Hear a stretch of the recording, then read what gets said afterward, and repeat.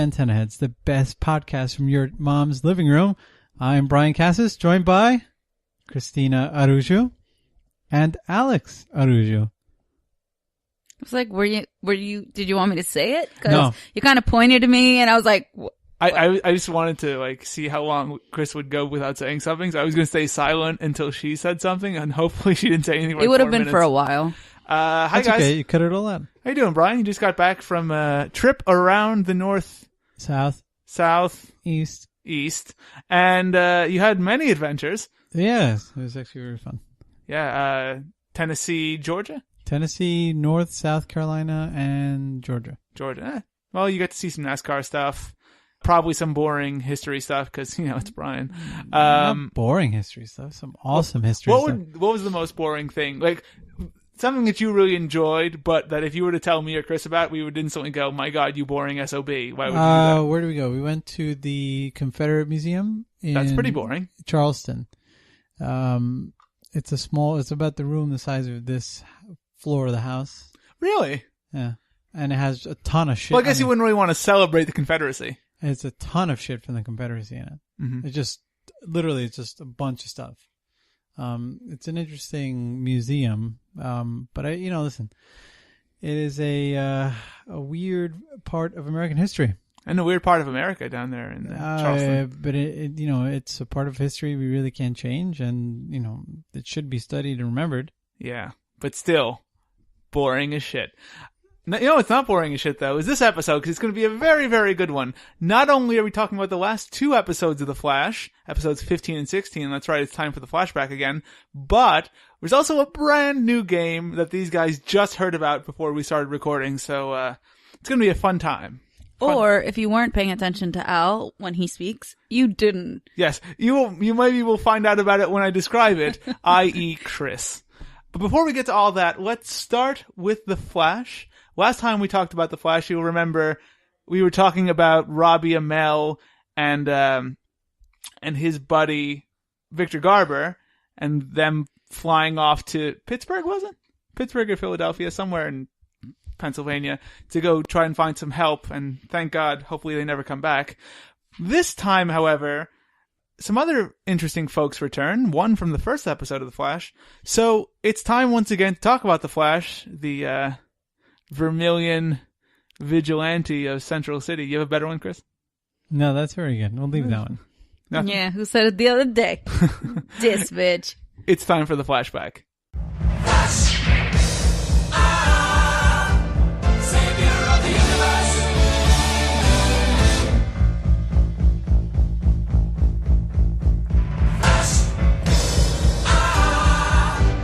He's saving every one of us.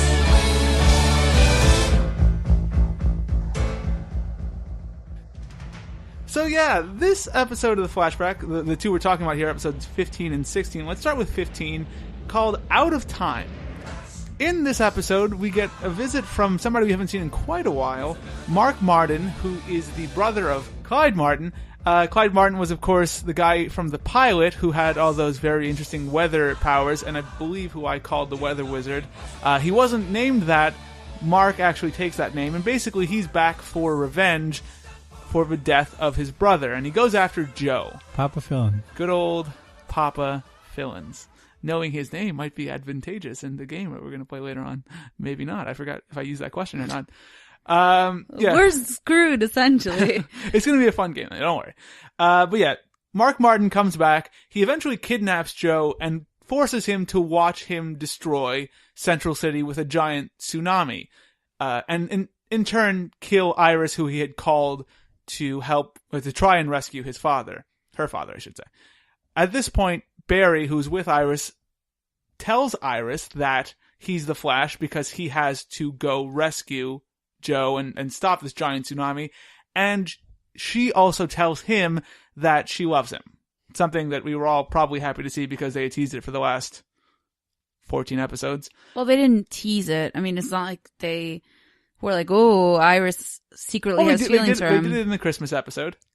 That was one episode. And there's always been that obvious tension of, there hasn't. Will they, won't they? That's because, but it's on his side. It's never been on her side. Will he, won't she? She won't. because she's with Eddie. But she will, because she does tell Barry that she loves him. But Barry, in trying to create a wall of wind, essentially, to stop the tsunami from hitting Central City, runs so fast. Or Winder Wall. After all, you're my winder wall. Gotta love, was it Oasis? It was Oasis, right? Wonderwall is Oasis. Yeah, I know, Wonderwall isn't a song. Just letting you know. Anyway, Barry, informing that Wonderwall, runs so fast that he goes back in time to when the episode starts, and we just hear that Mark Martin is in town. Chris, what did you think of this whole Weather Wizard and Joe West story? I mean, I thought it was interesting, but, you know, I don't know. There were parts where I was just like, I don't understand why Joe is acting the way he is. I mean, obviously he hasn't been a stranger to the Flash and his skills, and yet he kind of just is like, I want to do this all on my own. I mean, I understand when you base it off of him not wanting to put anyone else in danger. Right, it's that paternal instinct. Well, also because Clyde shot his partner. Yeah, right. He lost his last partner because of that, and he doesn't want to put anyone else in danger. We also don't know what kind of relationship he had with his partner, because his partner was only on for one episode. I really liked that Liam McIntyre, who plays Mark Martin in this episode and in the first episode, I really liked his portrayal, because it's very easy in a show like The Flash to sink into that cliched supervillain, yell all your lines and swear vengeance on the Flash. I thought in this episode, McIntyre does a much better job of getting across that he is this brother who lost his brother who he loved, and he's getting revenge. I thought maybe it's because it's such a easily comprehensible story. It's so easily relatable. McIntyre was able to cling to that and portray that well. For whatever reason, it worked really well in this episode. I thought he was a cut above the average Flash villain. Yeah, maybe because his voice is sexy as smooth silk. Sure. Cut that out. But no, it's staying in. No, yeah, I wrote Mr. Sexy Ass Voice. You guys, I don't know if you've ever seen Spartacus. No, but he is from Spartacus. He's Spartacus. Oh, he's Spartacus. I am Spartacus. He is. You get that? You're not, though. Yes. Okay. I'm Spartacus. Yeah. You see how that's how you do it. Good. See. So much stuff. Let's hear a bit of Mr. Sexy Voice, as Chris called him. Martin. Hey, Joe. I can call you Joe, can I? Figured we don't gotta be too formal, seeing you should put 2 bullets in my brother's chest. Your brother killed my partner and a whole lot of innocent people, and threatened to kill even more. Clyde was no saint, but he was family. If you can't protect your family, the least you can do is avenge him. This is between us. Nobody else needs to get hurt. But they are gonna get hurt. Yes, my panties are wet. You sat in that puddle. That's what I get for sitting on wet chairs. There's also a very big storyline in this episode. Maybe it's the more important of the two, where Cisco begins to believe that Tom Cavanagh's character, Harrison Wells, is evil in one way or another, and maybe that he had something to do with killing Barry's mom. So he goes and he looks at the containment field that they had developed to catch the Reverse Flash, and he discovers that the Reverse Flash he saw that night was essentially a hologram. At this point, Tom Cavanagh strolls in, no wheelchair at all, he's using his legs, and he vanished out of his wheelchair. He did. Left that shit behind at CC Jitters. Ain't got no time for wheels. Got my own wheels. My leg wheels. But essentially, if you think about it though, I guess maybe not. I was like, listen. I'm still laughing that you called it CC Jitters. You hate that name. It is CC Jitters. Well, that's the name. It's stupid, but it's what it's called. That'd be great. Next episode, we're rebranding to something else. If he ran there that quickly, couldn't he have just wheeled himself there that quickly, and then there would have been no wheelchair, and that would have been a little less inconspicuous? Yes, but the tires probably would have burned, or maybe he would have hit a rock and fallen. No, but he'd leave it there for Caitlin to think that he was still there. No, but he can't it's walk. an empty chair. He can't move his legs. No, but he he showed you he left an image, right? Because if he moves that fast, he can leave a But residual Caitlin version. saw no image. Yeah, there's no one in the chair. They show a shot of an Oh, empty chair. You're right. I forgot about that. But yes, Tom Cavanagh's character. Looks like someone else has the CC jitters. It's Tom Cavanagh. He's moving back and forth real fast. Yeah, so Harrison Wells comes in and he basically tells Cisco his very long life story about being from the future. His real name being the wonderful Eobard Thawne. Sounds like he's from like the 1600s. Or from The Hobbit. He sounds or like the Lord of the third- Rings. Yeah, it does sound very Lord of the Rings. Sounds like the third governor of Massachusetts or something. But yes, he's from the future. He is the Reverse Flash, and he was not trying to kill Barry's mother the night that Barry's mother died. He was trying to kill Barry. And somehow his mother just got in the way. You know how mothers are. Well, she's Protecting their her son. kids. Dying Not for letting it. them get killed. And he discovered that he was stuck in this current time, so he let Barry live in order to let him gain his powers so that he can use those powers to get back to his time. Right, or study him also and kind of get a better understanding of who Barry was. Right. After this, he kills Cisco. Yeah. Just whoop right into the heart. I love That's that. his like special move. It's That was great. I fucking think that's like cool. the best thing about his Like, character. and you know that it's coming because he speeds up his hand, It's and like- it's like, he's getting it all cocked and ready. yeah, he turned that chainsaw on, and It's just great. It's like the vibrator hand. It's like that's no, Al. That sounds like something else. watch the clip. It's the vibrator hand. I But understand that, but stop calling it the vibrator hand. All the ladies love Tom Cavanagh. What do Stop you- images. all right. Guys, what do you Anyway. think of Tom Cavanagh in this scene? Because I thought this scene and most of the episode by far was Tom Cavanagh's best job on the show. I can help you. You're smart, Cisco. But you're not that smart. Do you know how hard it has been to keep all of this from you, especially from you? Because the truth is, I've grown quite fond of you. And in many ways, you have shown me what it's like to have a son.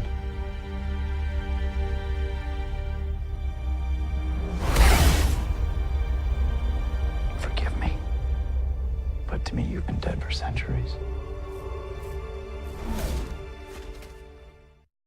his only good job on the show. I thought there was one other episode he was pretty good in, but this by far was Yeah, that one fantastic. time where he was upset that he didn't get that award. That was a good scene. Ooh, he's got 2 awards. I hate Victor Garber. Yeah, but Chris, what do you think of Tom Cavanagh? I thought he was great. I thought he does well with that like quiet, menacing persona. I don't know. It worked. I mean, I felt like that scene was great because you really feel the build. You know something is coming. You know that Cisco can't With. Yeah, and it's just you know it's happening, but at the same time you're like, this can't be happening, and you don't want it to happen. But when it did, I mean, I love Cisco and all, but I kind of applauded it just because, you know, they killed one of their main characters, and Boy, you're gonna really hate the next I episode. know. They killed one of their main characters, and I mean, it's, you know, I don't know why. I really don't, but it's that same Game of Thrones effect where once you start killing characters, the show just gets so good. Well, because you don't. But it's true. It's so true. Sons of Anarchy, season 1, I was like, why am I still watching this? Don't What? ruin it for me. I'm not going to ruin anything. I'm not going to say who Don't ruin it. died. Why- But they realized, hey, You had let's trepidation. kill Don't some tell me. people. Yeah.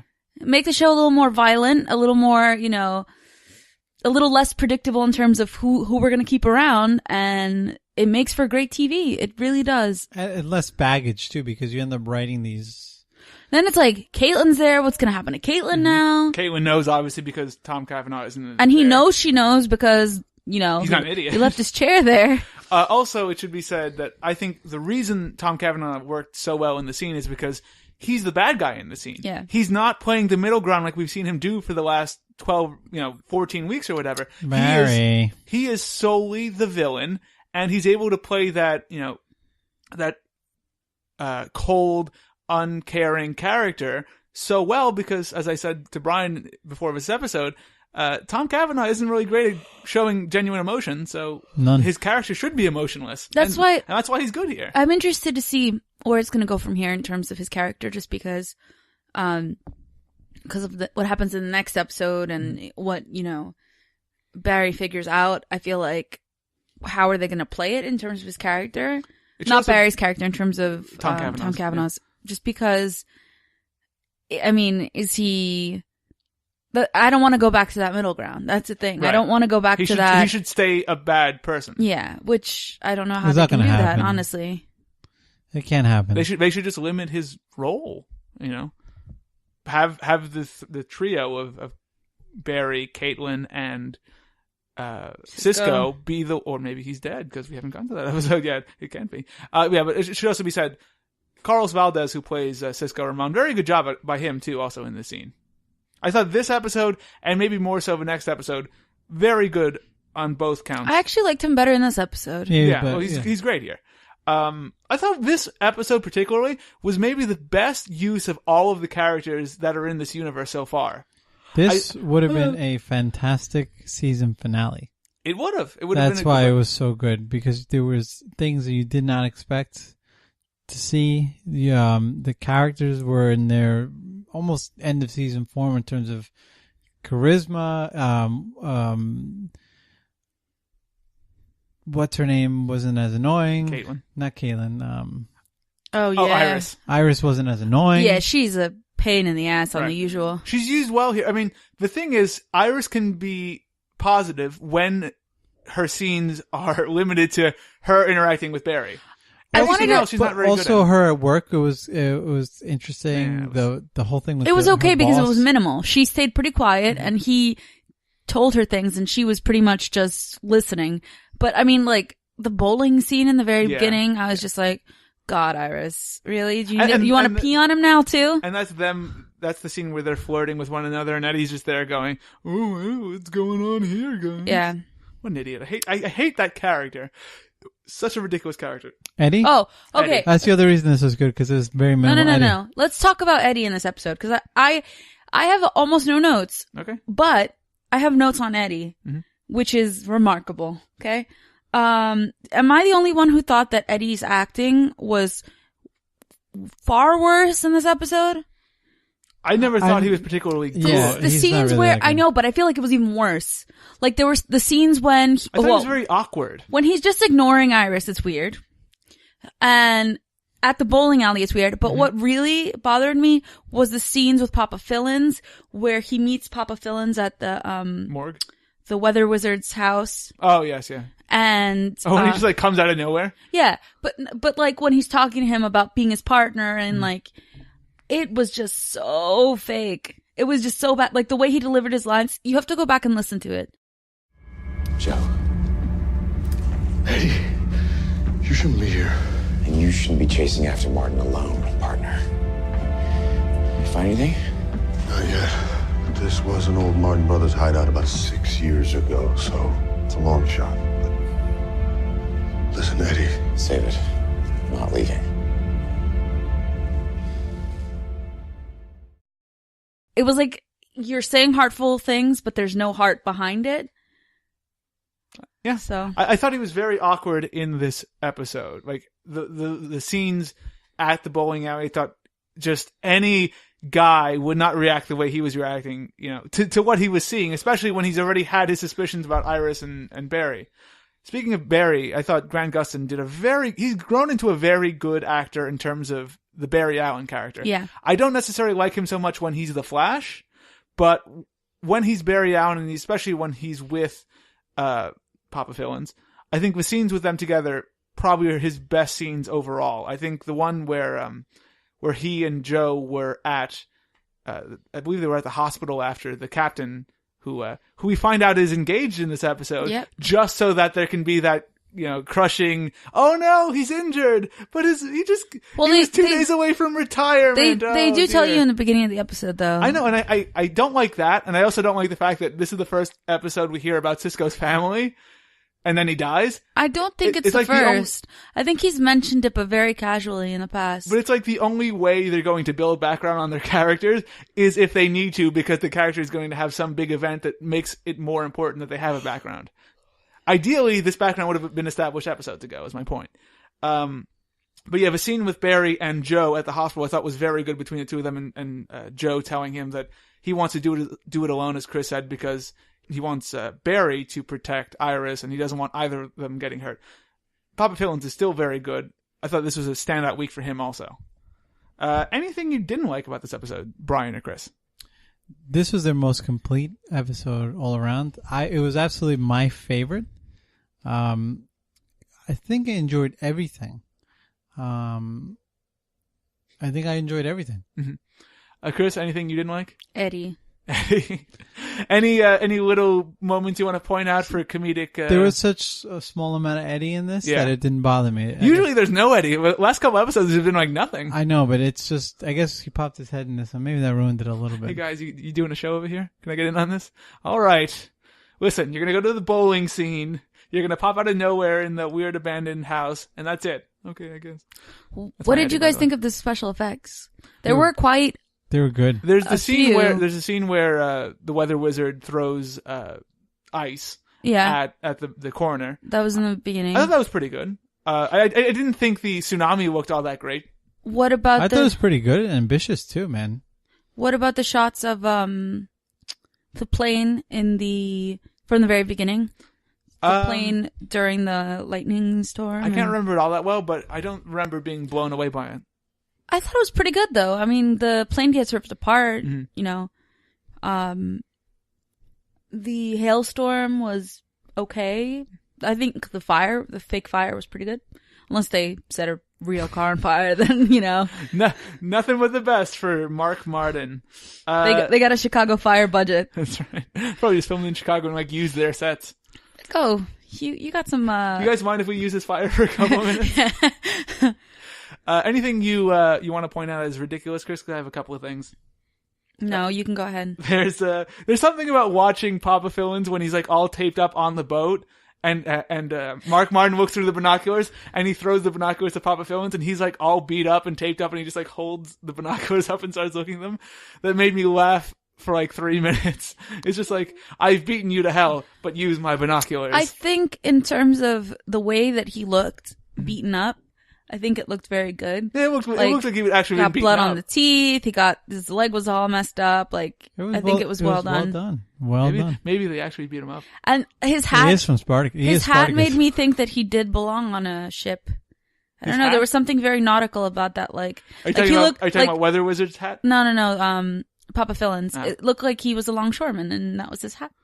Keep his ears warm. I'm still upset that Mark Martin has no connection to the Weather Wizard. It should be like Mark Hale, but Hayle. Yeah. Or Rain, but Rayne. Or Sun, but Sayne. That's not funny at all. Also, there's the scene where the captain goes to he's in the hospital and his fiance's there, and I think one of the doctors says that family only. No, it's not that. It's that. Yeah, no, it is like family only. No, he says that, but the thing is, the doctor tells him that he's experiencing paralysis in his lower extremities, and the fiance just goes, "Oh no!" Like, I get it. He's paralyzed, Dick. He sure is. And there's your show title. Clever girl. But I thought, all in all, very good episode. Everybody's on point. There's a lot of good performances, a couple of great performances, and there's nothing really to hate about the episode. No, overall is very good. I mean, you'd have to really start to nitpick at and this is, we're we talking don't do about that here. A minor character that was he ever introduced? This is the first time the fiance? The fiance. No, this is the first time. Yeah, so I mean, I feel like they did mention it, though. They mentioned that his boyfriend had put him on a diet of some sort. Yes, they did, but we Right. never met him. No. Yeah, so let's go to ratings on this. Unless you have something else to add, Chris. No, I was just going to say, I think the reason they did that was to establish that he was gay, because if he just says fiance, Right, yeah. you can't see the extra E. Yes. I have no idea what that means. But It's a French word, and you put an extra E if it's a woman. I did not know that. Yeah. Ratings on this. Chris, what did you have this at? I want to not go first. Okay. Brian, what did you have this at? Thanks a lot, Are Chris. we okay with quarters?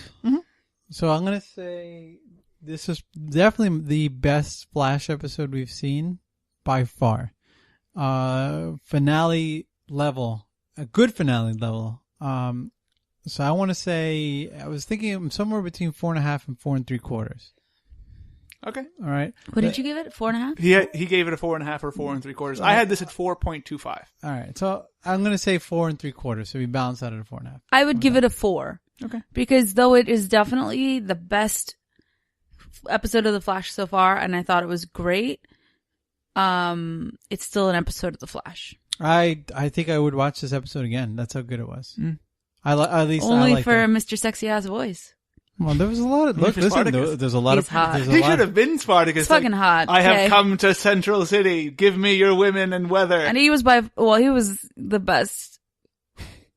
I was gonna say You're like a acting, schoolgirl. Calm down. what? You've never seen Jesus. Spartacus? There you I go. haven't. There you go, Al. Well, my Go chair, watch some Spartacus. My chair is still wet from this episode of The Flash. Yeah. See him shirtless. I'll go see him shirtless. In terms of actual ratings on this episode aired on Tuesday, the 17th of March. And in the hour 8 o'clock when this aired, The Flash had a 1.3 rating with a 5 share and 3.69 million viewers. That's about average for a Flash episode.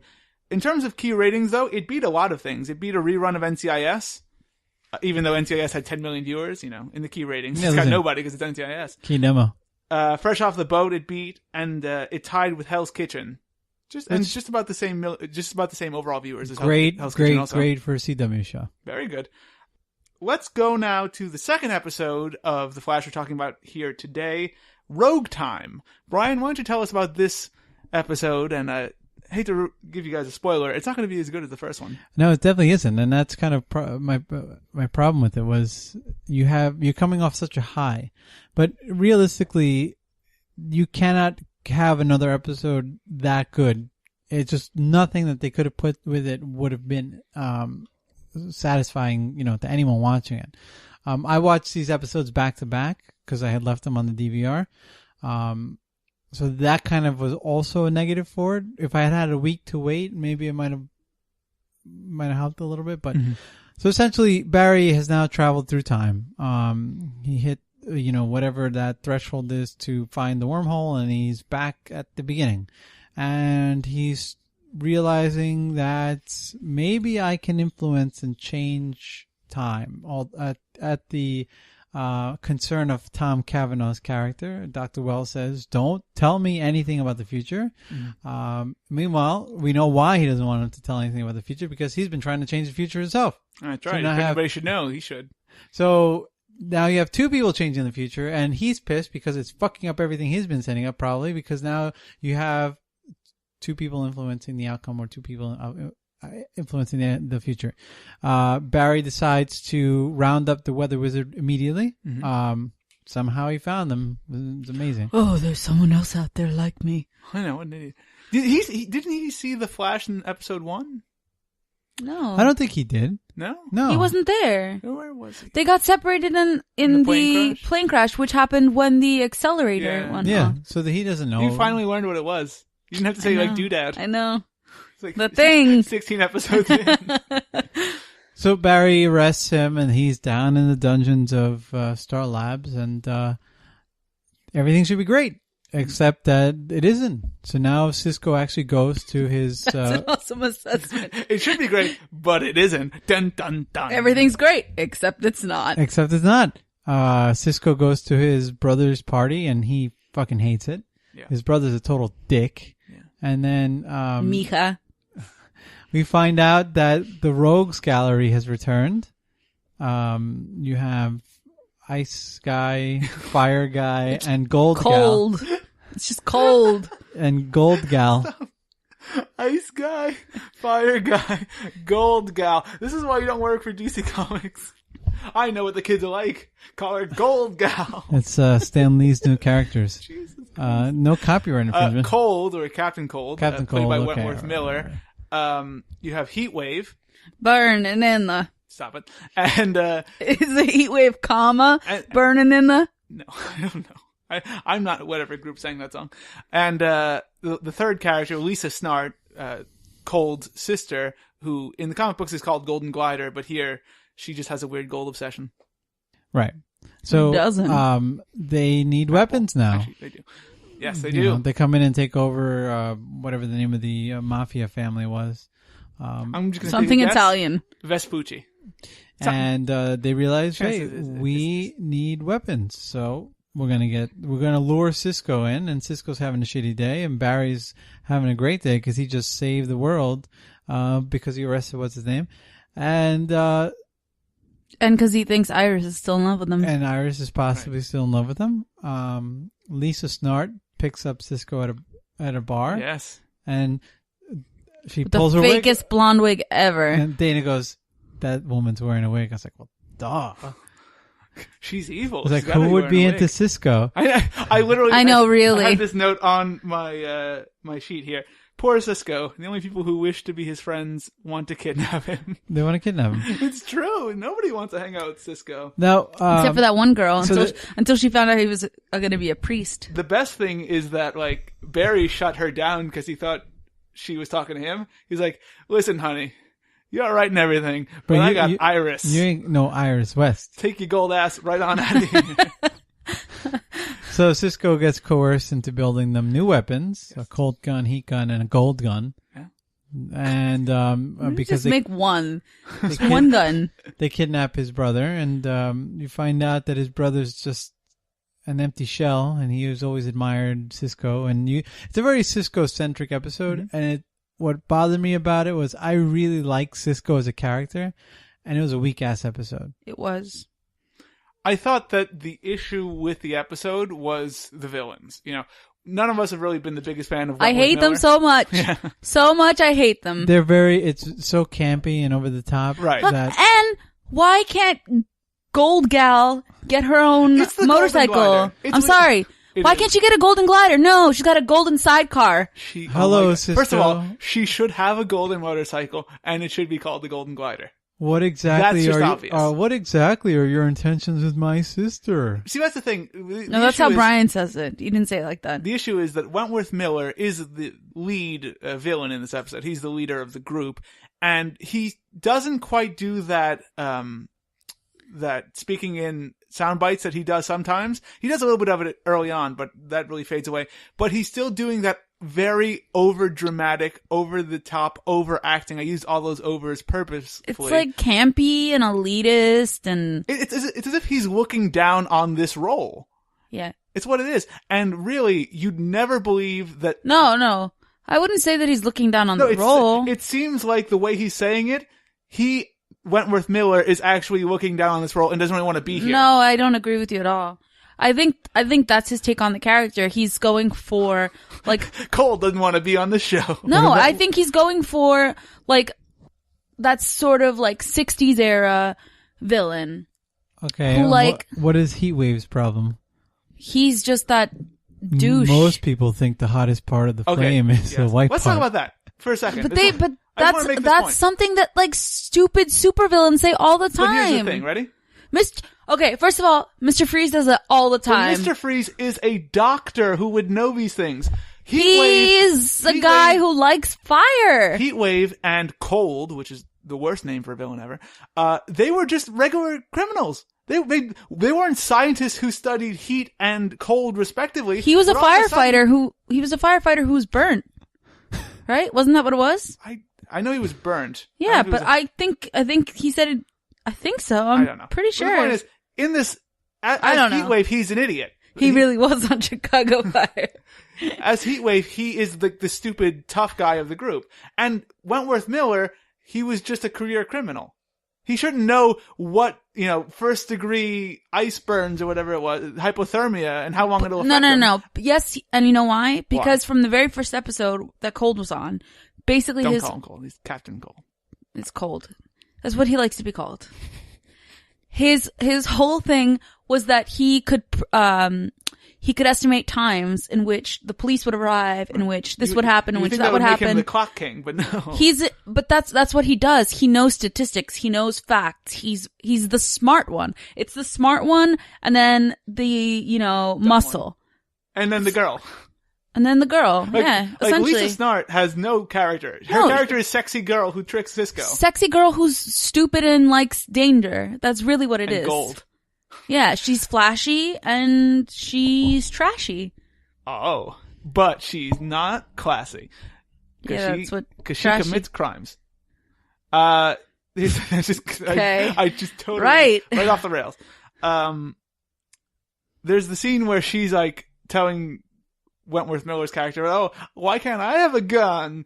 And Wentworth Miller's like, "Make my sister a gun." And she's like, "I like something gold." And in my head, I'm like, Lisa Snart, I've made you the Apple Watch edition. Go forth and create villainy. Shoot music at people.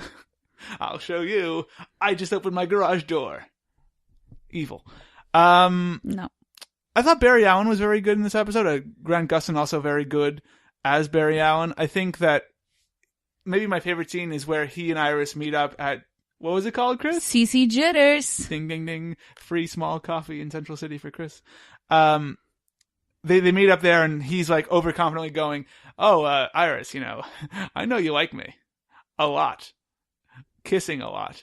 And Iris is just like, "Oh, Barry, come on, keep it in your pants. I'm dating Eddie," because of course he has changed time and now Iris isn't interested in him anymore. I thought his just being so happy that she's gonna want me. Here we go. And then it perfectly set up that obvious fall that was coming, but I thought he's still very good in that role. So, what is going on with you? You're acting like Christmas came early. Yeah, no, I guess it did, kinda. Iris, I still think about you all the time, and I know you've been thinking about me too, so let's just stop thinking and start doing. Barry. I know that we both have awful timing, but we were meant to be. Barry, what are you talking about? You and me. We like each other. Barry, we've been over this, okay? Nothing has changed for me. No, but it has. How do you know that? I just know some stuff somehow. I don't know, maybe it's like ESP or something. Barry, but I love Eddie, okay? I'm sorry, but nothing has changed for me since Christmas. And you can't keep springing this on me, okay? It's not fair that you keep making me the bad guy who keeps telling you no. What'd you think, Chris? I wasn't... Anything you didn't like in this episode? Aside from Cisco's douchey brother? I feel like there was a lot of things I didn't like, actually. I was upset that Lisa Snart was just what she was. Mm-hmm. And I thought, not to cut you off, as I often do, but part of the issue there is... As I'm absolutely doing. You have three villains. You have, Heatwave, Lisa Snart, and Wentworth Miller's character, Cold. You can't really develop any backstory to any one of them, and now trying to get Lisa a backstory is impossible because the main character is still Wentworth Miller, because we know he's going to have a spin-off in the doesn't future. matter, though. They all have a spin-off. They're all going off. They're all going off to the other show. No, I think it's just going to be Wentworth Miller. No, I'm pretty sure it's all of them. I don't think so. Because why do you think he gives them the whole spiel about getting out of his city? Right. Go do it somewhere else. I think he's going to, maybe in a future episode, ditch them and go good. No, I think they're all going to be there. And then Dad's in can't jail. imagine they are. We learned Dad was in jail. Oh, yes. Cold's dad. He was in the icebox. I'm just kidding. Wow. I'm using Arnold Schwarzenegger and Mr. Freeze puns. What didn't you like, Chris? Iris, per usual. I didn't like the way in which they well, okay. This is the reason I ultimately didn't like the episode. I feel like in any sort of scenario where you have two storylines, okay. So I'm thinking of it in terms of sometimes you'll read a novel, right? Mm-hmm. And the first novel will be, story from point A to point B from one person's perspective. And then the next novel will take place at the same time, but will be told through like a secondary character's perspective with their own story happening. It's just happening concurrently. And the fact that things overlap and the way in which things overlap, I feel like most of the time it's just not as interesting. It can never live up to that newness that you had with the first story. I feel like it's the same sort of idea with this, where the redo, because it's a redo, you feel like it just wasn't as good. There was a point in the beginning where I'm like, okay, I know what happened. Just get on with it. Give me some new story. And I mean, things completely changed, but you knew that they had to change. And I feel like the way in which they changed wasn't that sort of that punch that you got with the first episode. Right. You kind of, and honestly, less happens in this episode. There's not that really big storyline transition or storyline progression with Tom Cavanagh. Tom Cavanagh is really far more in the backseat in this episode, on the back burner. And as you said, it's a Cisco episode. I thought, again, Carlos Valdez does a fine job here. It's just that the storyline wasn't all that great. But we do find out, in case you were worried, that he is Latino. Because we already knew that from the beginning. No, you wanted to make sure. Because when you walk into this party, and when he does, man, are you hit with, look, Cisco's Hispanic. He's spoken Spanish before. I know, but for some reason, the show felt the need to just hammer you over the head with it. The cake said... Feliz cumpleaños. Thank you. I was not doing that. That's very odd to see in a Hispanic household. Is it? Because I can't remember the last time I saw in your house, you are a Latino, somebody write it in Spanish on a cake. When was the last time I had a cake with writing on it? Probably the last time you had a birthday. No. Really? Whatever. It just doesn't seem like that would be fitting. And then did you catch his mother's really shitty Spanish?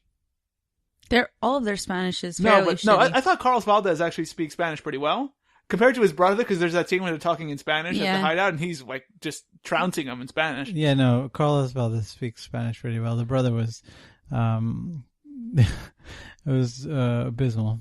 There's the scene where the mom's talking about, I think the brother was playing, and he finished, and she's like, "Oh, he was trying to say, she was trying to say, Linda, but it sounded like Linda." Que linda, Dante. Well, here is one who was touched by God. It literally just like, is there a Linda in the room? Because that's who she's calling. Not good. All in all, a more subdued and really not quite as amazing episode, but still a positive episode, I thought, at the end of the day. And it was the Santini family. I said Vespucci. Yes. That's the one in the neighboring town. Chris wins it. Something Italian. Oh, what a guess. Yeah. The mobster is Italian. Hey, Chris, what... don't make that joke. Yep, good save. Do you know who does the voice of Gideon? It was somebody who did the voice of something else. Good job. It's Marina Baccarin from, now from Gotham. Right. But I thought I could have from sworn Firefly. Firefly that's what I remember. And Homeland. Yes. Yeah. Gideon is in this episode as Tom Cavanagh looks into the future once again. Nothing's changed, douchebag. You want your gun again? Nah. Save it for later.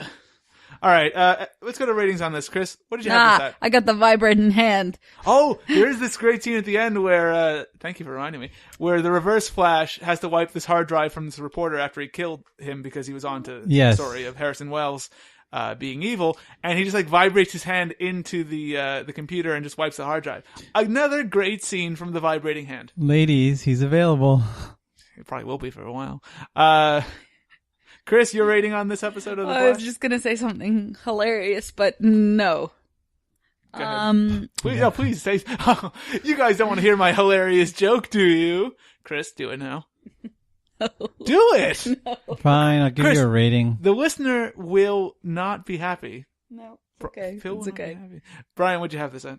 3. Solid 3. 3. I believe I had that at a 3 also. Me too. There we go. You get some agreement from this I think this Rogues might be, Gallery of reviewers. This might be the first time ever we had everybody had the same rating. Do you want me to just switch it up just to... Yeah, say 3.25. 2.5. Say you like the Brothers Spanish. It is a 2.5. 2.5. Leave it at 3. I think it deserved a 3. I think it was generally a positive show, just not. No. Yeah, you think it. That's why you gave it a 3. That is why.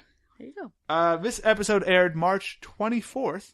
Looking at the actual ratings on Tuesday, this had a 1.2 rating with a 4 share and 3.33 million viewers. So a bit of a dip, but it was also the worst in terms of key ratings of that time, just because NCIS came back. Wah. The Voice crushed it with a 2.8 rating, and even Fresh Off the Boat had 1.4. So 4th place in that night, but still just about average for an episode of The Flash. Who was 5th? Flash was 5th. There's also Hell's Kitchen in there. You said 4th place, didn't I? Did I? I meant 5th. I wasn't paying attention. Thanks. So important. It went The Voice, then NCIS, then Fresh Off the Boat, then Hell's Kitchen, and The Flash. No, at the bottom that's there. fine. I just I was like, wait, there's 5. Very close though with works. Hell's Kitchen just having a 1.3 and The Flash at a 1.2 rating. It's time now for a brand new game, folks. I'm going to describe it, and then we're going to go do some music, and then it's going to be a very, very fun thing to do, as it always is. This game's called Chain of Fools. Now, the way to work, and Chris is just hearing this for the first time, because, man, does she not listen to me in our pre-show meetings. The way this will work is, I will ask one of you a question, a trivia question, about a show that we may have watched recently, or about a show you may never have watched. You don't know. But the way to work is, the answer to that first question will then lead me to the question number 2. And the answer to question number 2 will lead me to question number 3, and we'll go back and forth, you see. Like a chain. Like links in a chain. I understand the concept. Wonderful. Thank you. There are 4 rounds, and there is a tiebreaker, and it might just involve City Guys. Might not. Get ready. So it's time now for Chain of Fools, because it's game time.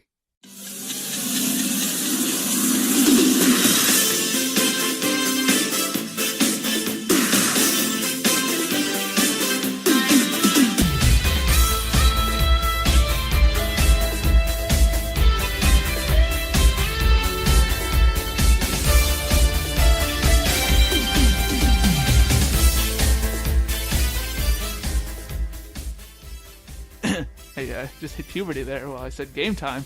So we're here. It's Chain of Fools, and I think that it's only fair that we start with Brian this time, because Brian is a nice guy. I know. Right. Never be honest. Never tell the truth. Okay, Brian. Your first question here on the inaugural edition of Chain of Fools. I have to remember what this is Inaugural and only. Always coming up, always innovating here, always innovating. Hey, Except for that time you reused the game and slightly changed it because you're. I did. Series premiere and series finale. Yeah, cheap. Yeah, fuck you. Chris, sit there quietly while I ask Brian his first question.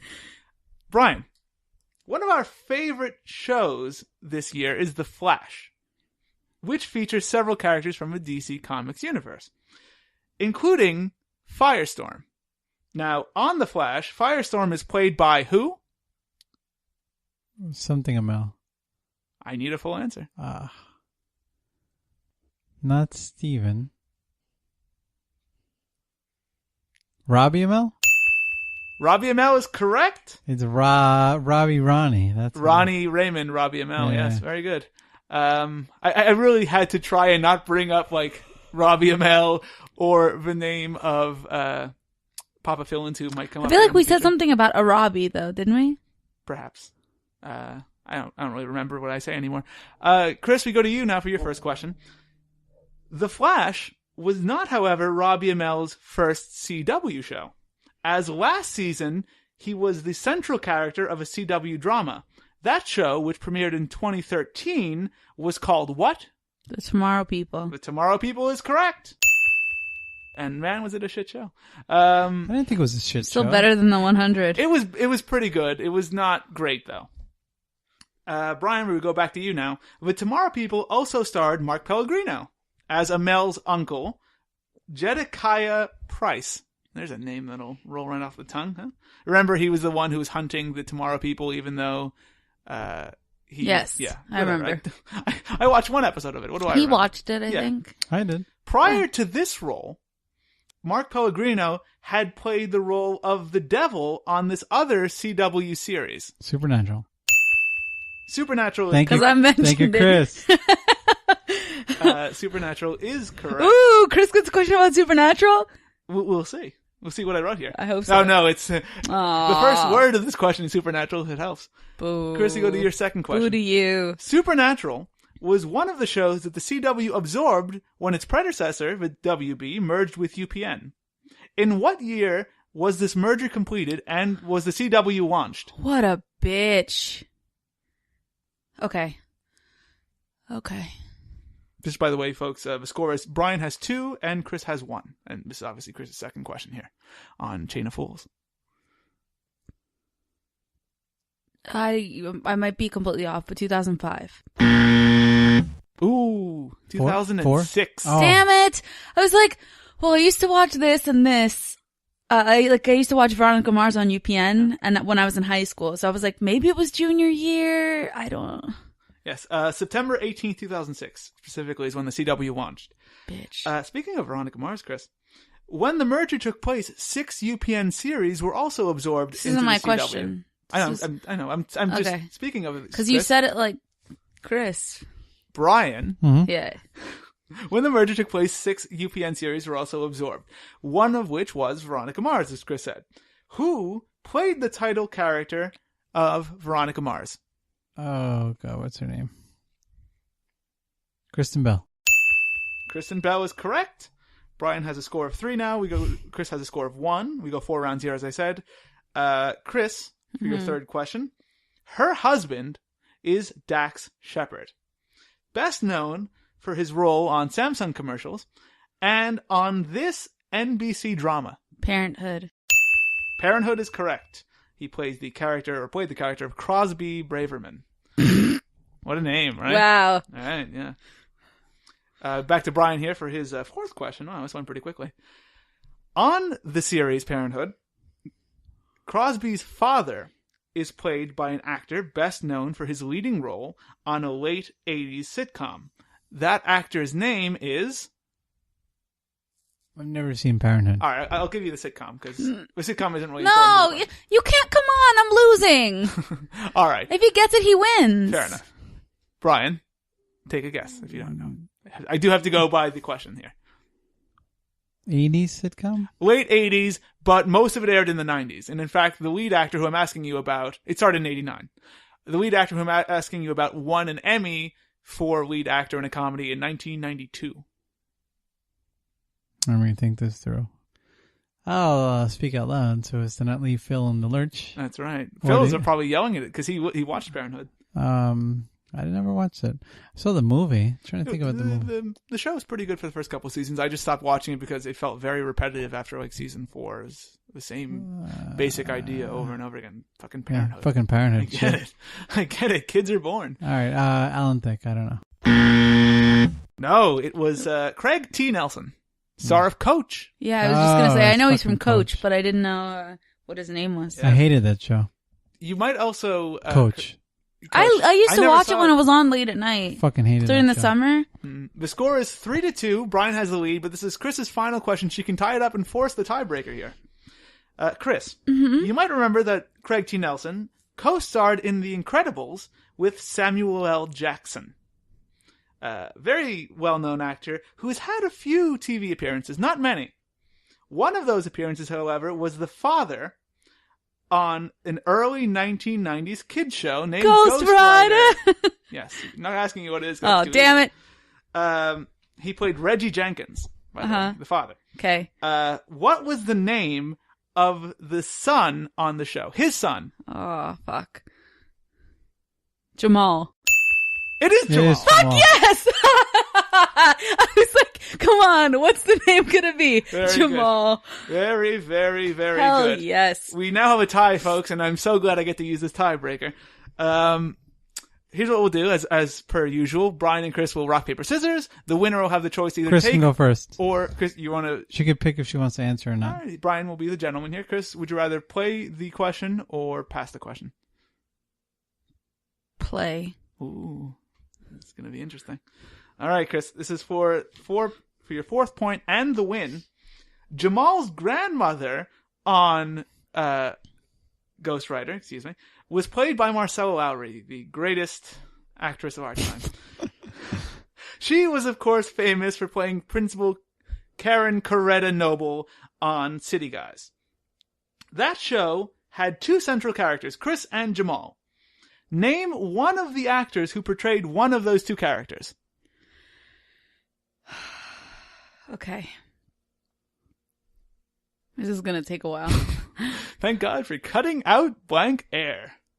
Thank God I can cut out blank air because it's dead air. The girl who plays the Golden Glider. Yes. She was actually in the Tomorrow People. She was the main girl. She was the main girl. Yeah. It took me a minute because she didn't look the same. I looked her up when I went to research this episode. I knew it was somebody, but I didn't want to bring it up because I couldn't remember who the girl was. Yeah, no, I couldn't remember either. I was like, I got embarrassed before because they thought that somebody else was on the show, and Chris was like, "No, stupid, it's so and so." I feel like I've got his first name, and I'm like, what's his last name? I'm gonna need an answer here, Chris. I know. Yeah, we got that. I will give you a 5 count to give me something. Scott. I don't know his last name. Just give me a last name, then. All right, I got to buzz you, Chris. Scott White. Fucking A. And W-H-Y-T. Wesley Johnson. Jonathan. Wesley Jonathan. Oh, fucking who's terrible actually name. now on a show, I think it's still going on, with Cedric the Entertainer called Soul Men on TV Land. Oh. There you go, Chris. I'm sorry, but you have lost the inaugural edition of Chain of Fools, as you got that question wrong. The point goes to Brian, because what else could happen? And, Brian, congratulations. You have won the first round of Chain of Fools, and of course there will be many more in the future. I almost lost the fucking coach. You did. Craig T. Nelson almost cost you the win. Congratulations. As your prize, you get to pick the song that I play underneath Chris as she gives us all our plugs. Underneath me? Well, underneath you talking. What song would you like to hear? Fancy. Very good. Ready, Chris? Are you ready to give us some plugs? Do I have to say it like it's You have to fancy? rap them. Please. No. All right. First Chris, things first. Chris, if somebody wants to tell us why I'm the realist, drop this and let the whole world feel it. Where can they do that? On Twitter. By tweeting at us. At antenna_heads. Are you trying to make it sound normal? I'm really not. Because it sounds like you're trying to rap. And then they can also reach us on our website, broadcast.com, where they can listen to old episodes and new episodes and leave comments and other tidbits in our forum. But don't do that because we don't read it. You can listen to other episodes on TuneIn, SoundCloud, Stitcher, iTunes, and on YouTube. And you can subscribe to us on YouTube and rate us in all of those other places. And you go. should. And Because we fancy. Hopefully we heard Charlie XCX, or maybe we didn't. I think she's great. Let's also not forget to mention that Chris has a wonderful beauty and romance novel blog. It's called chrisconquers.com. There's not an H in any of that. Chris, why don't you tell us about that? It's a blog Yeah. where I write things You write them. and take pictures You do. and post them. And it's great. And all our listeners should read it to get suggestions not only about what sexy books to read, but what sexy makeup to buy your face or skin. There's a lot of skin products. Yes. There's a lot of skincare products. Or if you're looking for a gift for somebody and you need to know what a nice beauty gift would be, but you're not really knowledgeable, Chris Conquers is a great place to find all that out. It Not really is. chonkers. Not chonkers. Don't be confused. Not justchonkers.com. None of that.